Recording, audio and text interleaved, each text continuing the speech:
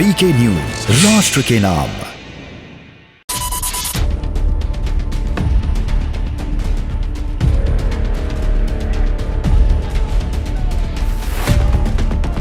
जितने भी किसान भाई बंधु हैं, सबसे पूछना चाहता हूं, मोदी जी ने काम ठीक किया है? आप समर्थन करते हैं? आने वाले साल में 5 राज्यों में विधानसभा चुनाव होने हैं।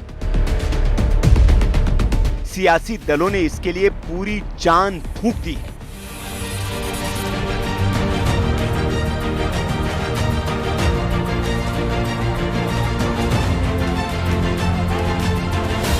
इनके बहकावे में आकर तो बीजेपी को एक तरफा अपना वोट दिया और इनकी 5 साल के लिए सरकार बनाई।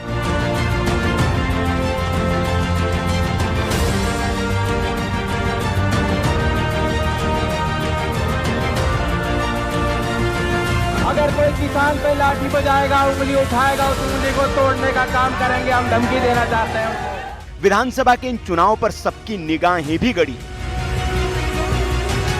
क्योंकि किसान आंदोलन के बीच होने जा रहे ये चुनाव काफी अहम है। इनका चचा जान आ गया है, नहीं यहाँ तो कोई दिक्कत इनको तो रही नहीं। अब भाई चचा जान इनका आ गया है उत्तर प्रदेश में, इनको जिता के लेके जाएगा।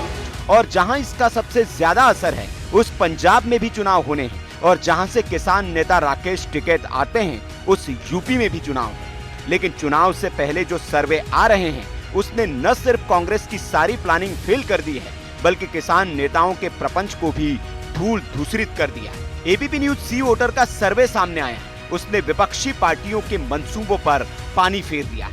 जिन 5 राज्यों उत्तर प्रदेश, उत्तराखंड, मणिपुर, गोवा और पंजाब में चुनाव होने हैं, वहां से आए रुझान ने बीजेपी की बाँछें खिला दी तो विपक्षियों के चेहरे को मुरझा दिया है। यहाँ एबीपी सी वोटर ने 1,07,000 से ज्यादा लोगों की राय ली।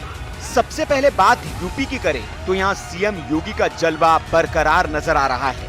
कुल 403 विधानसभा सीटों में से बीजेपी को 213 से 221 सीटें मिलती दिख रही है। वहीं अखिलेश यादव की समाजवादी पार्टी को 152 से लेकर 160 सीटें आने का अनुमान दिखाया गया है। सर्वे में मायावती की बीएसपी कहीं नजर नहीं आ रही है। बीएसपी को सिर्फ 16 से 20 सीटें मिलने की बात कही गई है। वही बात कांग्रेस की करे तो प्रियंका दीदी का महिला कार्ड भी कुछ खास असर करता नहीं दिख रहा है। कांग्रेस को महज 610 सीटें आने का अनुमान दिखाया गया है।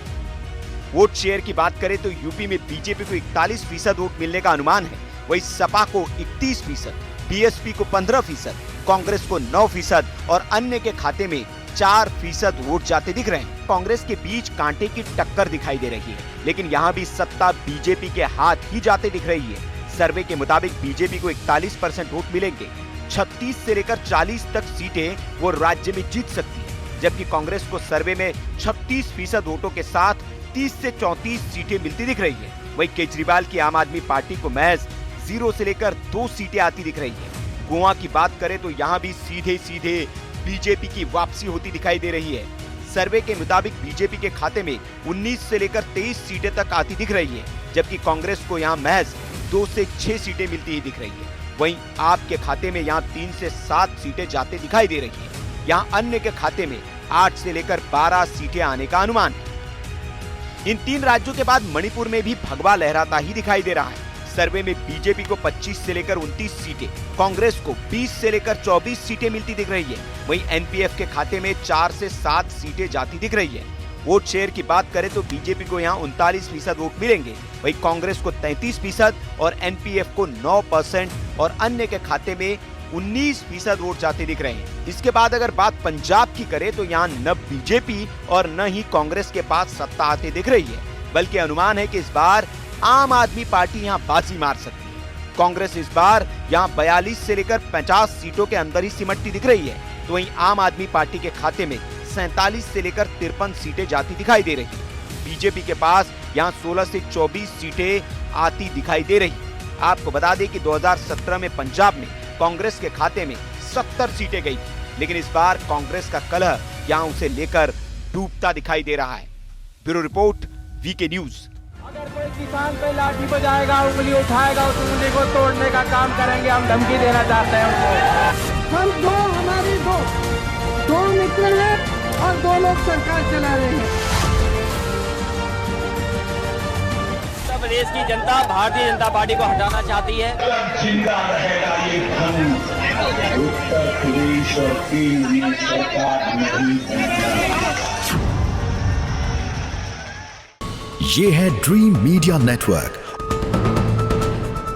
और आप देख रहे हैं देश का पहला 24/7 digital news channel VK news, राष्ट्र के नाम।